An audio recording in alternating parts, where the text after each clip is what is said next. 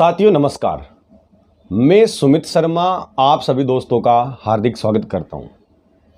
साथियों, रीट भर्ती paper leak मामले में अब ईडी यानी एनफोर्समेंट डिपार्टमेंट की एंट्री हो चुकी है। साथियों, सबको पता है कि रीट का पेपर बहुत बड़े स्तर पर लीक हुआ है।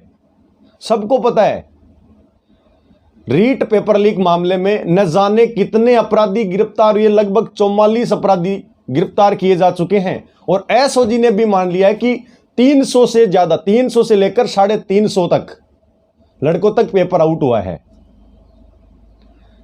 न जाने कितने अपराधी गिरफ्तार हुए, आप खुद देख लीजिए।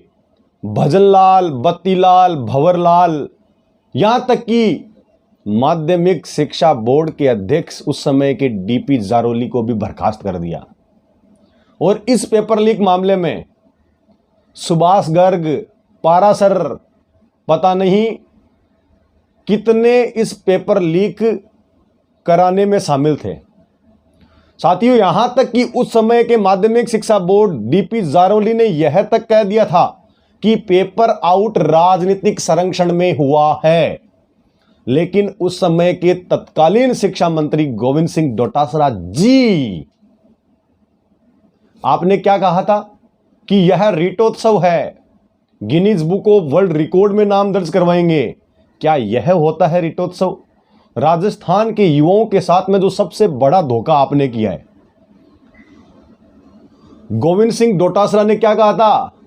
बोला पेपर तो लीक हुआ ही नहीं है, पूर्ण पारदर्शिता के साथ में हुआ है।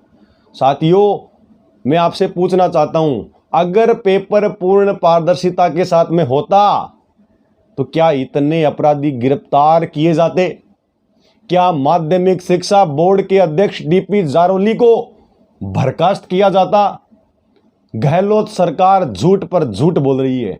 और अब इस पेपर लीक मामले में एनफोर्समेंट डिपार्टमेंट यानी कि ईडी की एंट्री हो चुकी है। और अब ईडी जितने भी अपराधी गिरफ्तार किए जा चुके हैं उनको नोटिस भेजेगी prevention of money laundering act के तहत।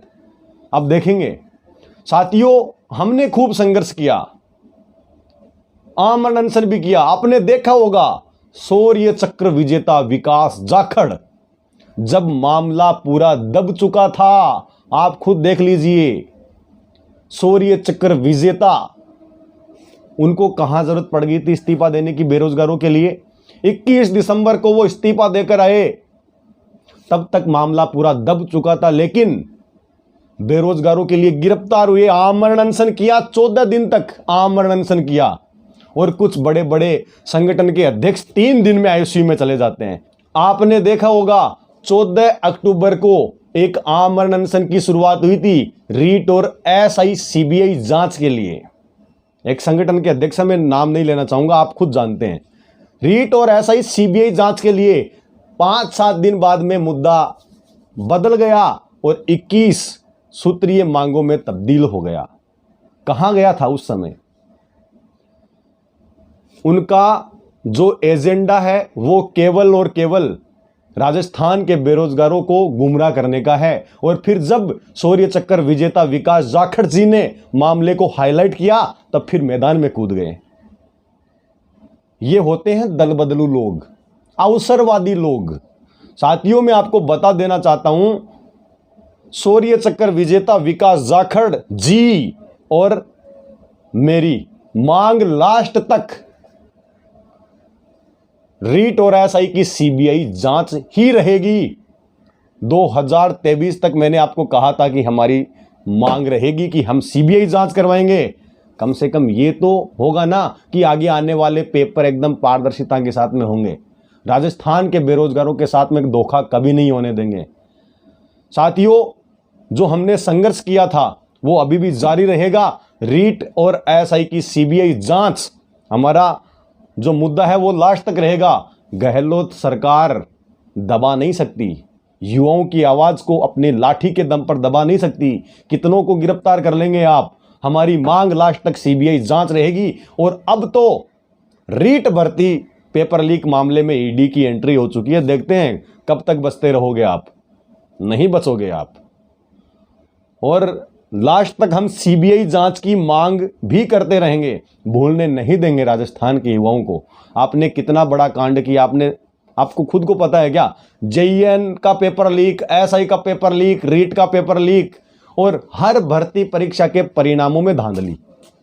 बस यही है आपका इतिहास। राजस्थान के सब युवा आपको जानते हैं, अशोक गहलोत जी। फिर से मैं आपको कहना चाहता हूं कि राजस्थान के युवाओं के साथ में जो ये धोखेबाजी है बंद कर दीजिए आप, वरना राजस्थान का युवा आपको बर्दाश्त नहीं करेगा। कुछ साथी मुझे बोलेंगे कि ऐसा ही भर्ती पेपर लीक मामले का क्या हुआ। साथियों, अभी भी सीबीआई जांच के लिए अडिग हूं और आप खुद देख लीजिएगा, लास्ट तक सीबीआई जांच के लिए ही अडिग रहूंगा। कुछ लोग थे, आप खुद देख लीजिए, बीच में रीट जब सीबीआई जांच नहीं हुई, बोले सीबीआई जांच नहीं हो रही है तो 50,000 की मांग कर लेते हैं इस मुद्दे को दबाने के लिए। और एक संगठन के अध्यक्ष है, उन्होंने तो यह तक कह दिया था कि पेपर लीक हुआ है तो आप कम से कम 50,000 तो कर लीजिए, पोस्ट को बढ़ा दीजिए। और फिर जब सीबीआई की मांग वापस खड़ी हुई तो फिर सीबीआई की मांग करने लगे, बोले खून बहेगा लेकिन सीबीआई जांच तो करवाएंगे ही, ऐसा तक कह दिया था उन्होंने। बोला हाई कोर्ट से लेकर सुप्रीम कोर्ट तक हम लड़ेंगे। बीच में कहां गए थे आप? साथियों, मैं आपको बता देना चाहता हूं कि जो आपके लिए असलियत में काम कर रहे हैं, बेरोजगारों के लिए जो काम कर रहे हैं, वो है शौर्य चक्र विजेता विकास जाखड़। मैं आपको फिर से बता देना चाहता हूं कि रीट और एसआई की सीबीआई जांच की मांग पर हम अडिग रहेंगे। साथियों, अगर आप मेरे ट्विटर अकाउंट के साथ जुड़ना चाहते हैं, हर एक अपडेट के लिए आप मेरे ट्विटर अकाउंट से भी जुड़ सकते हैं। मेरे ट्विटर अकाउंट का लिंक आपको इसी वीडियो के डिस्क्रिप्शन बॉक्स और कमेंट बॉक्स में पिन किया हुआ मिल जाएगा। व्हाट्सएप नंबर भी आपको यहीं पे मिल जाएंगे। फिर मिलते हैं एक नेक्स्ट अपडेट के बाद। धन्यवाद। जय हिंद, जय भारत।